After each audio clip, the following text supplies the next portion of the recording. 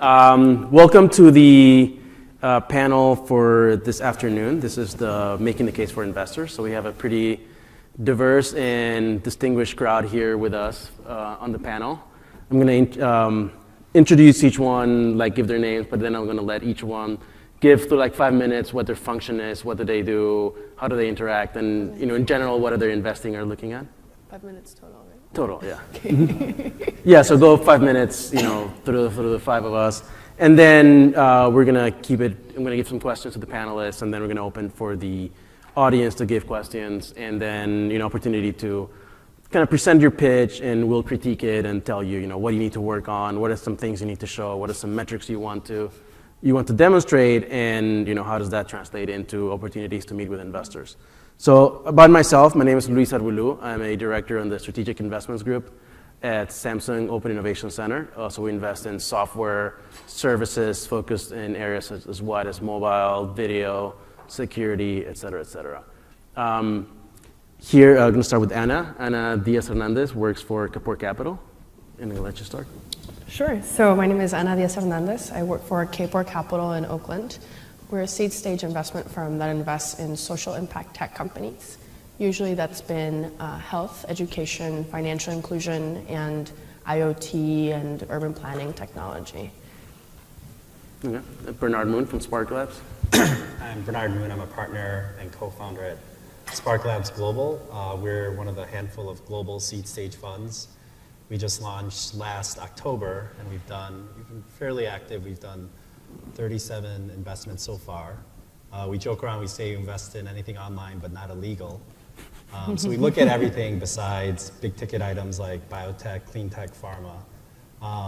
But we have concentrated so far in fintech, Internet of Things, mobile, consumer and enterprise, and also online gaming so far. Yeah. And Sarah Cornwell from AppBacker, she works mostly with developers, so is not an investor, so she's more like your advocate as part of the panel. So Yes. She'll present the voice of the developer. I'm with AppBacker. We're based in Palo Alto. We spent several years helping developers crowdfund their app by presenting it and explaining what it is and generating backers and interest in building community, so generating investment from a very grassroots way. We now have an app score that is a quality rating for all of the apps that exist in Android, and we're indexing all of the Android apps. Yeah. And Tyler Peterson. Hey, I'm Tyler Peterson. I work at Triangle Peak. We're in downtown Palo Alto. We primarily invest in Series B and later companies, so companies with revenue. And we go across all sectors of tech. So we generally have made more investments on the enterprise side, enterprise software, infrastructure, security, but we do look at consumer stuff too. And Byron from NTT Docomo. Yes, my name is Byron. I work in NTT Docomo. NTT Docomo is one of the top telcos in the world, specifically the #1 telco in Japan. And I work in the corporate investment division. We're looking especially at Series B, and we are looking at consumer, but mostly now at enterprise division, given the market conditions. Great. So one of the things that we all see investors, we all see developers, launching product, coming up with innovative ideas, potential services. What is the one thing that somebody has to demonstrate? Say hey Hannah, I want to meet with you. I'm building this and that, and I have this. What is the one thing that you really want to see? Well, I think it really depends on the vertical, right? Mm-hmm. As you know, certain verticals are more mature or just overcrowded. So let's say if it's generally mobile apps with 1.4 million in the App Store and Play Store, I think the bar is pretty high. We're talking a lot of seed stage deals that are raising 1 to 3 million. They come to us, they already have maybe 300 to 600,000 active users, retention rate of 20% or below. If we see retention rates below 20%, we actually don't even look at them. So the bar's pretty high in certain verticals. Obviously, if it fits a certain thesis, then it's more concept on a napkin stage. So it just depends. Okay. I think being at a little later stage, we can dive into the metrics usually a little more, just because the business has matured to a point where they actually have some metrics. So for us, looking at just CAC to LTV ratios, retention rates, things like that, you can pretty quickly get an idea of the health of the business, the growth of the business, and the trajectory that it's on. And that for us is a bar that if it gets over that, it's interesting to us. Well, in my case, what do I look for? It depends on when am I looking at it. Last year, I was looking at consumer and looking at eyeballs. This year, I'm looking exclusively at revenues, and unfortunately, I have to look a lot at valuations. Valuations are way too high, so there has to be a very good average between revenues and a valuation that is not over the edge. So on that point, a lot of people say, like, I have a great idea. Usually people come to us and pitch us, I have this great concept. Bernard, you mentioned, like, the napkin idea, right? Something that is built, maybe has 1 or 2 beta users, but it looks great. How do you get from there to the point where you can demonstrate these metrics, you can show users? I think it's probably a good question for Sarah. I think you have to show a solution to a problem that exists and urgency to it, and show why you're unique. How are you able to solve it in a way that no one else can or no one else has thought about it? On mobile, I think it's important to show how you're using the latest technology to solve for it, how you're using the latest Samsung handheld and their functionality to solve for it in a new way that people haven't thought of before. I think if you can demonstrate that solution for the end user in a way that nearly anyone could understand, either an investor who does have a strong tech background or not, that can get that conversation started. Yeah. Well, we're a seed stage firm, so the way we think about it is much earlier than a lot of these guys. And it also depends, again, on the vertical. So if generally we invest post MVP, and you have to show some degree of traction, depending on whether it's selling to school districts or it's completely consumer. I mean, that's measured really differently, but you have to be able to show that it's like replicable, that you understand how you did it the first time and the first 4 times, if it's an enterprise model. So confirming or agreeing with you, you have to be able to show that it's innovative, show that it is you're doing something a little bit different, or that there's a space in the market for it. You said innovative before I did. I know that's a big, really? that's a big Samsung word. I want to get innovative in there the first 5 minutes. Cliche. But if it's a 2-sided marketplace, show you've actually done both, not just one side. And if with like financial products, showing that you're actually working on or in any given product, you're actually working on the core behavior use case, not on like an ancillary or that you're actually doing the thing that you are saying you're going to be doing with the core use of the product. Yeah. So I understand metrics. I mean, for a lot of investors, it's very important. How do you look at other information that a potential company would look at you? It's like, here's some metrics, here's what I'm doing. If I want to talk to Kapor, what is it that I want to demonstrate besides my ability to get traction? Do you need to show anything about technology, get deep into that, or does that happen later? With us specifically, we're a seed stage impact firm. So we look for technology that is helping people's lives, helping make people's lives better, specifically addressing the needs of lower income communities and communities of color, or we look at products that are highly innovative and highly cost reducing for everybody. So we have a very different investment perspective than the majority of VC firms out there. Yeah, I mean, for like many seed stage firms, I think our emphasis more than a VC firm, I'll categorize seed firms as 100 million and below. So we emphasize more so definitely on the team. We try to deep dive into the team, their background, whether it's the right fit. If it's like an IoT play, do they really have the hardware and software expertise both, in-house? I mean, because every successful startup has pivoted or changed midstream at least once. So we really look at the team. Okay. Well, I think you can hear me, right, without the micro. Can you hear me in the back? Okay.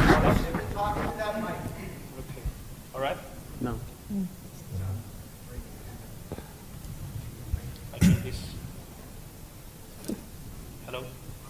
All right.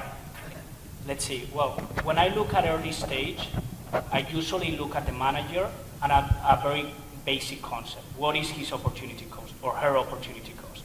How much money could he or she be doing in another job? That's to begin with. Then there's obviously... Please talk directly into the Yeah.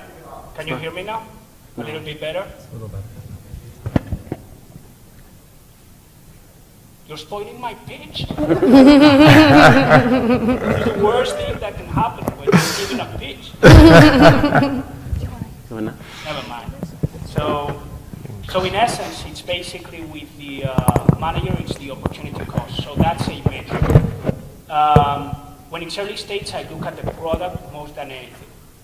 What I'm sometimes very surprised at is that many people who are experts at product don't have a lot of notion of basic business skills in terms of a very simple metric for me, which is barrier to entry. And basically, that is something that I look at. When it's a later stage, I'm basically right now at this scale looking at revenues. The management team is obviously very important, but I look at revenues, what is their burn rate, and whether their business plan is sustainable, their P&L. Once again, I go back to basic business terms. What I get very scared about is year 0, 0 revenues. Year 1, multipliers of 200, things like that. I mean, the numbers need to be a little bit sustainable, and some basic MBA knowledge is pretty useful in my case. Mm-hmm. Yeah. And you mentioned team, we've mentioned metrics. How about technology? How much do you need to demonstrate that what you're doing is, you mentioned innovative or unique or revolutionary, or you'd rather see something that is, maybe simpler, that works, that has a sustainable path versus something that is world-changing? At what point do you move from one to the other? Well, basically, to answer your question specifically, when it comes to technology, I basically rebound with the following question. How long is your big competitor, such as a Google or whatever, take to copy your idea? It's very simple. Mm-hmm. So that answers it. Mm-hmm. Yeah. One thing we see, at the strategic investment group is a lot of companies pitch to us with the idea that here's what Samsung can do with this technology, here is my partnership path.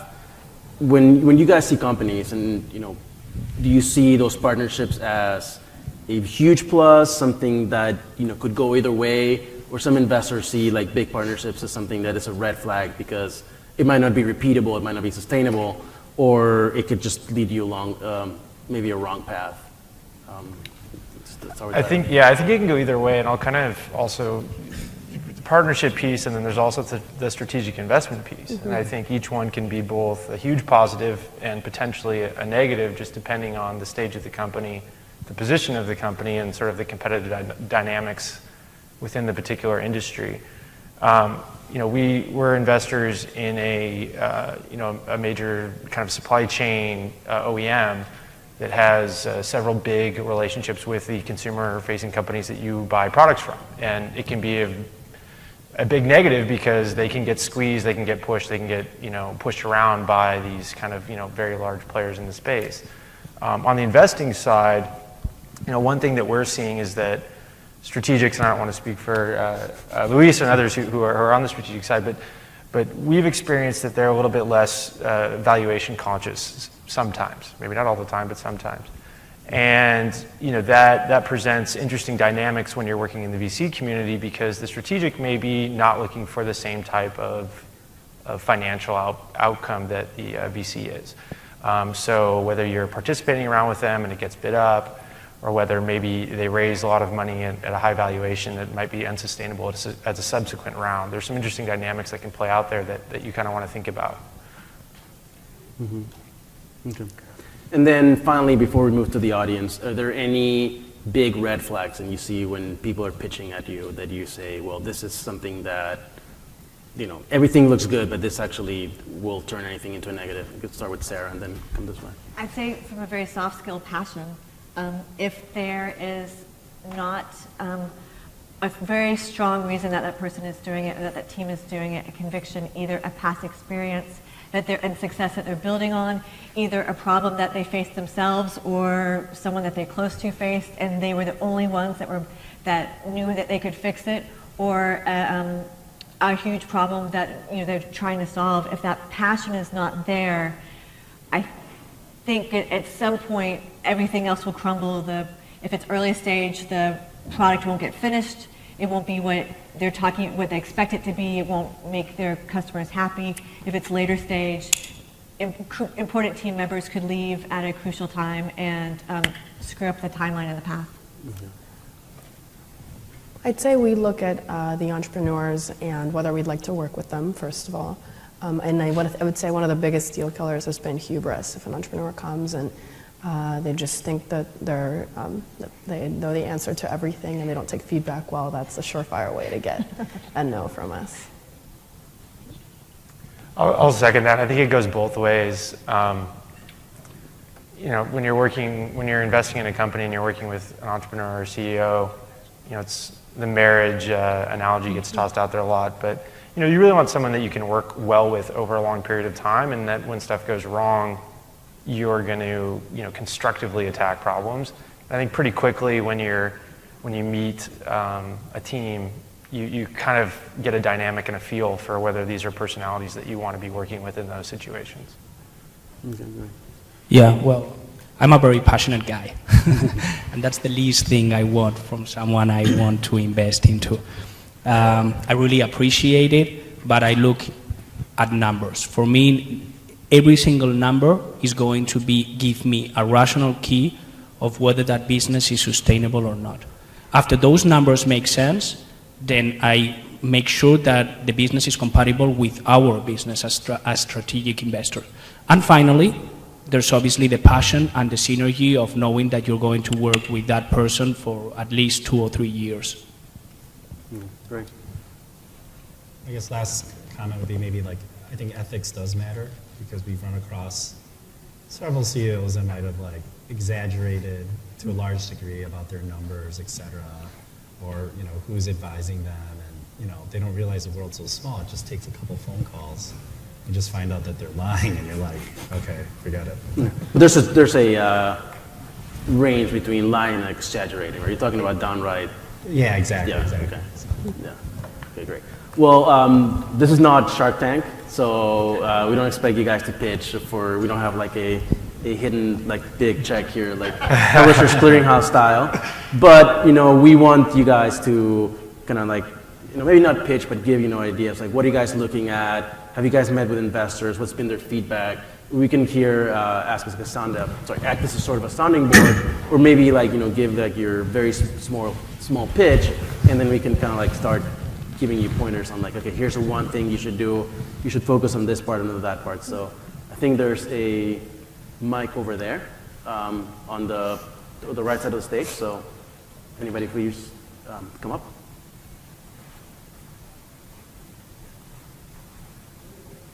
Hey guys. Hello? Hi, my name is Ryan with a startup. Quick question. You mentioned how high the bar is. It's funny to hear a seed VC firm expects the kind of numbers you guys expect, just because there's so many startups that have those kind of numbers. So my question for the early stage investors is, across enterprise and consumer verticals, when people come to you with those when they reach your bar, as a seed investor, how much money have they usually already taken on to get to that point across both consumer and enterprise? Because just a quick follow-up, because it seems to be to get an app to have 500,000 users, it requires, even with stuff like cloud computing, it still requires a significant investment in time and money to get there. And the way I think of seed, it's a seed investment firm should help me take my seed of an idea and grow it. But if the bar is so high, it's I already have infrastructure to scale. So how much money do people bring with friends and family rounds or in personal investment to get to that stage across consumer and enterprise? Yeah, I think it just really depends. So one example is that one company, they might have raised 200,000. friends and family on their own. Right. They got their traction it's like a entertainment-related social network, right? This is something actually we passed on, right? And because space is crowded, so certain verticals are obviously crowded, so that's where some investors, they want that traction. Let's say if it's like sort of overplayed or difficult markets like travel, right? Travel, social networks, real estate, there's certain things that, we would like to see traction. So we saw this site, saw this app. They already had like 560,000 active users. They had a 24% retention rate. But the question even for us was, how are they going to keep this activity after a year? Right? So there's certain things. We passed on like 3-4 different takes on travel apps, because that was like the concern. Like one example of someone further along, even though they raised a big round recently, was like Gogobot. Right? They were very active for a year, and then after a year they like dropped off. And they tried to do everything to bring back people and users and stuff. So there's certain verticals that we're just concerned about. Enterprise is probably easier. That's where you'll probably see more bets from seed investors that's more on the concept, right? Because people know that if they believe in sort of the fit in the market, then you just have to build traction on sales. And at that seed stage, you just have to raise enough money to sort of get that handful of big clients, right? So. When I was doing early stage, basically convertible note, we like to invest 500,000, and it's mainly consumer. When it's enterprise, 1 to 2 million. And just a quick follow-up. For enterprise, investments you guys have made in enterprise, this is for everybody. Have you guys ever invested in first-time founders in the enterprise space? Because I hear, like, what I would guess a lot of investors only invest in, like, second-time success for enterprise. What's your experience with that? Well, I'll follow the T-shirt that you're wearing with Docker. Quite successful, I would say. Gosh, I was really looking forward to get into that one. No, I don't look at the fact that it's first or second. When it's enterprise especially, the product is key. When it's consumer, definitely. I mean, it's very tricky to invest in a first time. Has your fund invested in an enterprise company with a first-time founder? Yeah, Evernote. Anybody else? Yeah, I don't think it matters if it's a serial entrepreneur or not. It is more on the product. It could also be on their background, like, even though they're a first-time founder, they could be from like Salesforce or whatever, Cisco, et cetera. So. Yeah, we've invested also from the Samsung side on first-time enterprise entrepreneurs, but they had, as Bernard said, like, it's CRM and they came out of Salesforce, or it's collaboration tools and they worked at Google Apps before. Sometimes you can be a first-time entrepreneur on the enterprise, but in the enterprise you have to demonstrate sometimes better knowledge of the target market. So if it's for retail, do you have a co-founder, or have experience at Walmart or at Marketo or a company that operates in that space? So I think first time is less important than experience and expertise in the space. Let me just add very quickly, when it comes to enterprise software, one key question I ask is, what clients do you have online? And they'll probably... Paying? Sorry? Paying?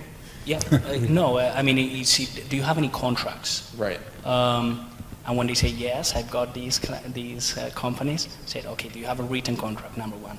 Yeah, and the second question is, what is the extension of the contract? If it's 3 years, it could be very good. If it's a pilot, 3 months we're just testing it, it's a little bit shaky. But it's much more important, the contracts you've got online, in your roadmap, than the fact of being first or second. Thanks, guys.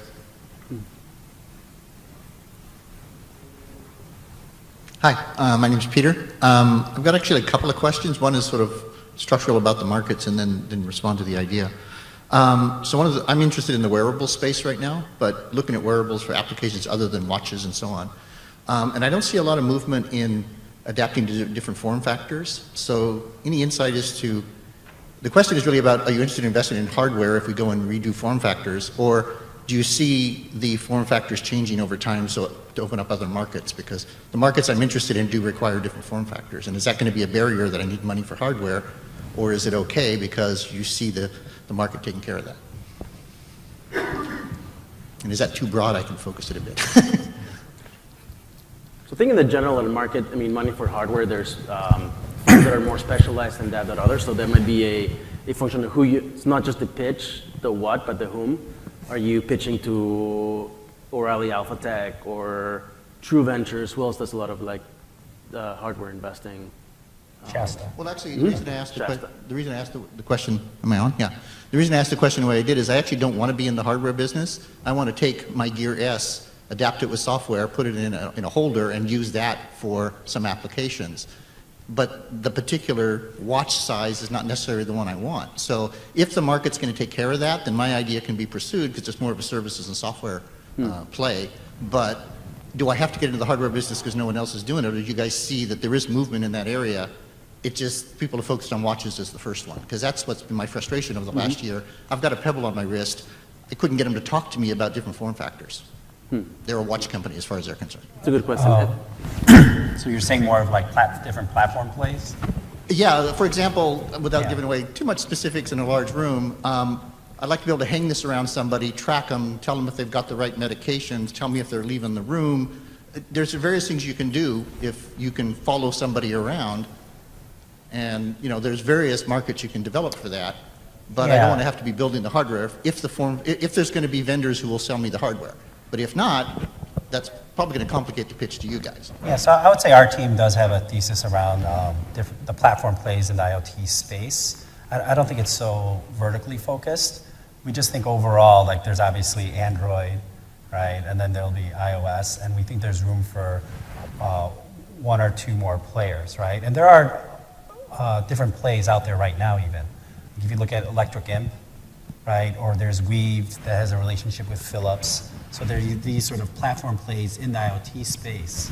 I don't think Electric Imp is probably the furthest along, right? They power like Quirky and all these other guys. But no one has really sort of like big market share yet. So it's early right now. So.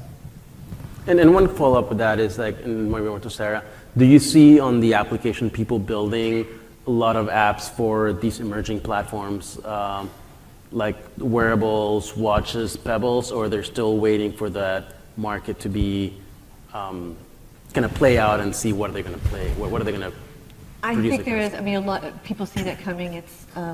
It's such an obvious next step beyond mobile. I think a lot of people are, I think there's so many practical applications to it, and I think there's a lot of excitement around it. I was at the pitches this morning. There were a lot of people talking about wearables, all the capabilities that phones have now, all the capabilities that phones will have in the next couple of years in terms of how they can, how they can read your certain, heart rate, movement, all sorts of things. I think the potential for that is huge. I think a lot of people are developing for it now. Mm-hmm. Let me just really quickly, in terms of IoT, I know the question was a little bit general, but I'll be a little bit specific about my personal case. I am no expert at IoT. And it is important when you pitch to different VCs that the person that is in front of you knows what he's talking about. And unfortunately, many people don't know what they're talking about. So you could ask them directly, like, are you the expert in IoT? And given all the investment that there's been in IoT during last year, there has to be in any team on a VC firm or corporate venture, an expert in that specific area. So I would ask for that person. Unless if you were to talk to me, I would directly tell you, hey, I'm not the expert at this. I can give you sort of a general idea of it, but I'll present you to the guy that's an expert in this. The reason I'm hesitating, I'm not sure I properly got my point across. Yeah, I'll listen some more. Thanks. Hi, my name is Raphael Thompson. I'd like to ask the panel for a little bit of advice on my situation. It's a little bit different than some of the other ones I've heard. I saw a need for a problem with cell phones years ago. Back in 2007, I came up with the idea of having a nighttime mode where the phone would be silenced of all incoming notifications and telephone calls and texts and everything. So I developed the idea that you could use caller ID to allow certain people who you deem important to call through during the nighttime mode. I developed an app for it called Nighttime. I got it registered trademark for it, for the name Nighttime. The app worked okay. I kind of let it fall on its face. But in 2007, 5 months before Apple came out with their first smartphone, I filed for a patent on the technology. Basically, using caller ID to allow something to come through that technology, the technology for silencing the phone of all notifications, allowing what's a little bit different from what's out there now to what I patented would be allowing text to come through, emails to come through from people that are important to you, selectable by you. 3 weeks ago, after 4 years of rigorous fighting with the PTO, I was awarded the grant on the patent, October 21st. So my question to you guys, what should my next step be?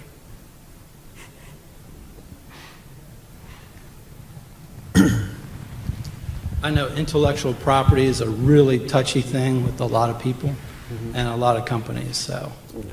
So in my case, I mean, we also make investments. We look at protectable, a very strong component of the investment, but not the sole component. So do you have this app? Have you built it? Have you distributed it? Are a lot of people using it? Kind of the metrics component that Bernard was mentioning.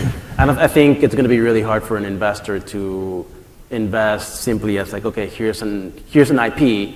It might be really good, defensible IP, but what are you doing with it? I think IP in itself, you're better off licensing or trying to, find a ton of methods for it. Yeah, I think you just got to build it or something. Or you could just try to sell it or license it to someone, maybe to Paul Allen, Intellectual Ventures. I mean, because even a few months ago, I was just listening to a panel with corp dev guys from Google, Facebook, Salesforce. There's a bunch of them. They all said, actually, when they do M&A, IP is like last on the list. They didn't even look at that. It's just sort of a nice to have now, right? So, I don't know, either build a business around it or try to get something out of it. Okay. Thank you.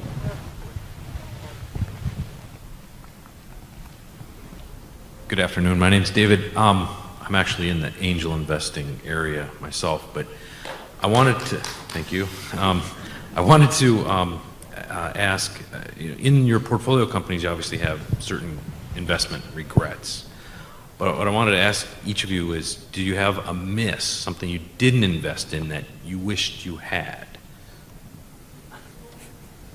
Whomever says the opposite is nuts. Adolf Hitler, I mean, it's like, yeah, of course. Yeah. Could you name any of them? Yeah, of course. I mean, so many of them. Yeah. I mean, we just saw Brightwell get acquired, and we fired around emails in our office saying, well, we missed that one because they came through a few. You know what I mean? So it's like every investor has countless ones that you miss that do well, and you just it's all a numbers game, right? Mm-hmm. I guess the only other follow-on there would be, would there lessons learned then about how you evaluate companies relative to the misses? What was I missed that. What was The that? lessons learned. Oh, the lessons learned. I mean, for us, I think there's a lot of ways to attack that, right? So our firm is a little bit more valuation sensitive, maybe, than some other firms in the Valley, especially right now as valuations have really crept up quite high. So, we've been passing on a lot of stuff over the last 6-9 months because we just couldn't rationalize paying a number that was that large. But then you see the next round come out and it's even larger. Now, these companies maybe haven't reached a liquidity event yet, so you don't know whether how the story's going to end. But that can be something that maybe you shouldn't have been as concerned about. It's always tough to say, right? But you're always protecting your downside, right? So as an investor, you're thinking about how much preference is there in the investment, where are you, what do the various outcome scenarios look like? I mean, it also depends on just what you value. I mean, there's one of the top 3, I would say, angel investors in Silicon Valley, he passed on Zynga because he didn't like the character of the founder. So, and he has no regrets of passing it. So it just depends on what you value. Another way to look at it too is a lot of the big winners, you're going to get another chance at them if you want to pay out. Now you're going to miss a certain percentage of that return. You're going to miss them at 200 or 300 million, but you might be able to get them at 700 or 800 million, right? So, but if there really are going to be a big winner, you can usually still get in later as an investor if you want. You try hard enough. So there's that aspect too. I think as seed stage investors, we often find ourselves sandwiched between the choice of investing really early when there's less traction and the valuations are much lower, or investing later stage and there's more proven out, but the valuation is much higher. So the choice is often that, and as you get more specialized in a given sector, then you're able to make those calls more easily. But I mean, we see this, we've specialized a lot in ed tech, and we've done probably 25 ed tech investments in the last 2 years. And so now we're able to make those calls much more easily. And we find that we actually miss much less because we're so specialized in both ed tech and impact. So in our case, once you get that deep into a subsector, it happens a little bit less, I think, but we have a particular brand associated with the firm. Sure. Yeah. I think we had one more question, or? Yes. As a seed stage investor, how do you avoid being severely diluted unless you have the capital to participate in the subsequent rounds? Yeah, so we're typical size is a $30 million fund, so we do reserve half of it or so for follow-ons. So, yeah.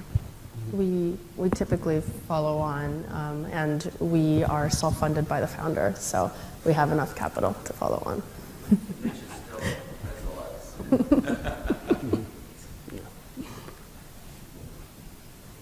So every professional investor has a well-reasoned story how his money is greener than the other guys, because of course there's always too much money chasing too few good deals, and usually that added value is in the form of connections and some sort of expertise.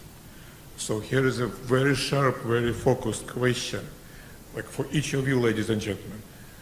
Does your organization have the expertise and connections to facilitate a PR effort? Because there is so much buzz these days that for anyone who is going out with a consumer-related product, PR is key, but usually it's not the expertise of the founders. So which of you could help with that? Thank you. Was the question helping with PR? Yeah. Could you repeat the question? So the question was... Do you have PR expertise? PR? Yes. So imagine I have amazing product, better than sliced bread. How do people learn about it? People learn through words of mouth, because they saw it on TV, because they read a newspaper, in a blog, and each good blog gets 50 submissions a day. So it takes someone with a reputation who would pick up the phone and say, guys, I got this amazing thing.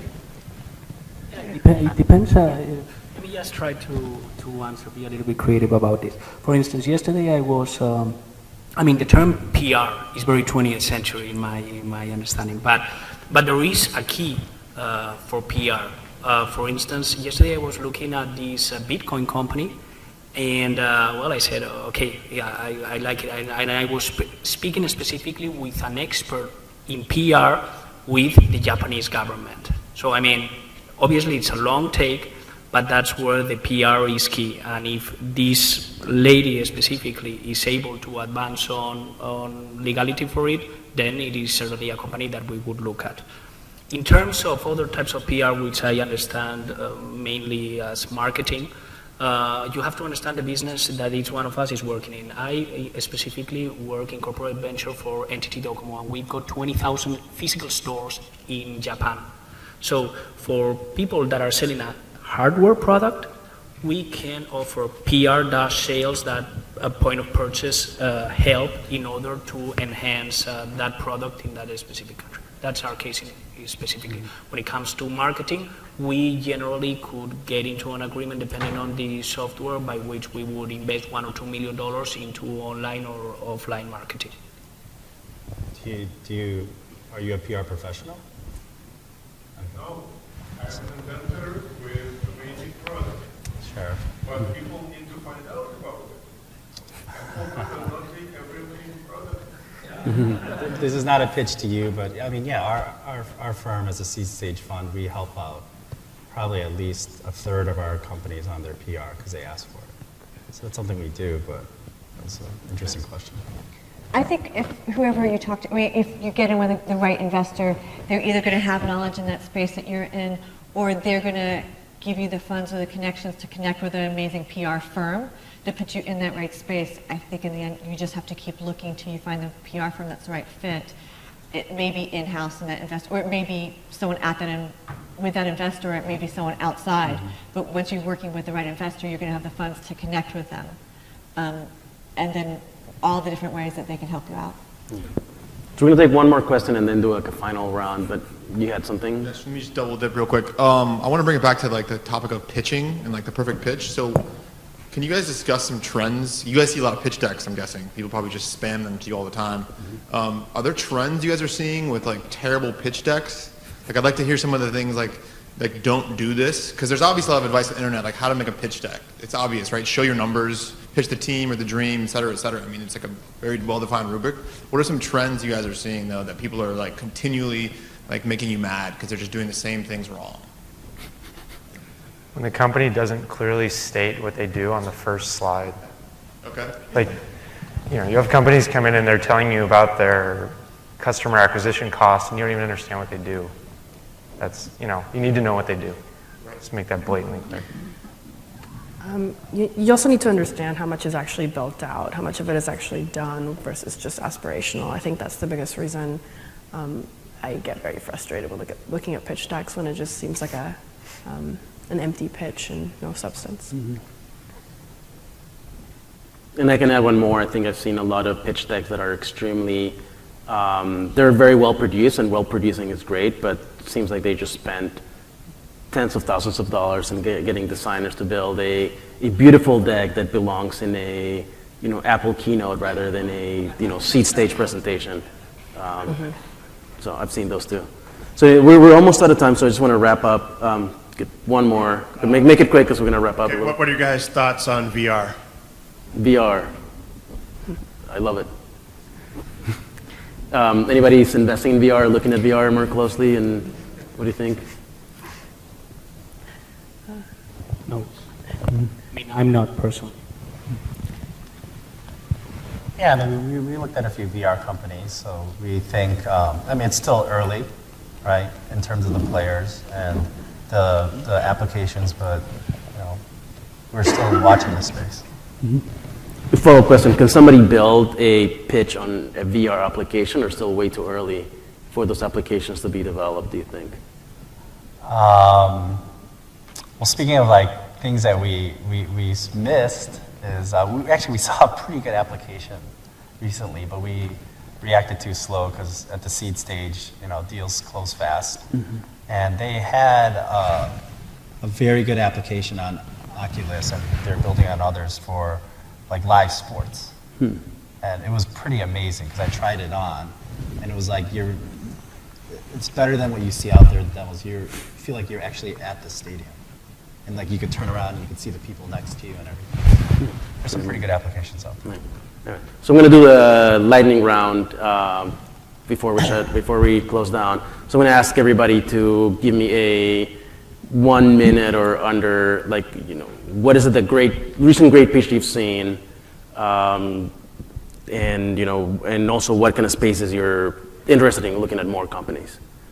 Things start from Byron to here. All right. Well, when I meet someone, I've already seen some numbers, probably a PPT. I actually like PPTs. So I meet the entrepreneur, and the first thing that when we have a chat, etc., is he genuine? Is he or she genuine? Is he or she deluding himself, herself, or is he or she deluding me? If they're deluding themselves, it's over. If they're deluding me, it might be interesting. And if he or she is genuine, it's awesome. Then we begin a long-term communication. Sometimes I hate to miss on deals because I'm actually not going to work with that entrepreneur. And in terms of what I am looking for, right now I'm very, very, very, very interested in anything around financial innovation. I think it's mind-blowing. And I am also looking a lot at open source development. Those are the two areas that I think are most interesting in 2015. So a recent company we were looking at was in the IoT space, and the entrepreneur did not come from a tech background. He had a more of just kind of the traditional way it had been done in the home. And he knew this space inside and out. He'd been in it 20 years. He probably knew it better than anyone in the industry, and he realized that if you layer on a technology, you get a huge amount of value out of it. And so I think his expertise, his passion for the space, which was literally a passion he'd had of working in it for 20 years. His expertise in the space, if he just knew it inside and out, you could get that, you could glean that from him talking to him for 2 minutes. And then his clear articulation of why layering technology on it, unlocks this whole new opportunity and value, made it really interesting. In terms of what we're looking at now, we're really excited about enabling technologies, so some of the cloud enterprise enabling technologies. Obviously, mobile's is very early, so things that are also enabling in the mobile space, so kind of more on the infrastructure, software side, application layers. And on the kind of consumer side, marketplaces are always interesting to us, so we see a lot of new marketplace kind of ideas coming out there. Interesting. I'll take the question from a different direction, just very, very early stage, what I've worked with, and especially going back to what I saw this morning with the 2 hours of pitches. So just truly like what makes a perfect pitch for investors. A lot of it is being well practiced, really thinking through the numbers, really thinking through what you're going to talk about, thinking about the problem, talking about the end user, talking about how you're solving for it, the technology, but still focusing on the end user experience and what it does for them, not what all the time that you've put into it, what it does for that end user, how you're fixing something for them.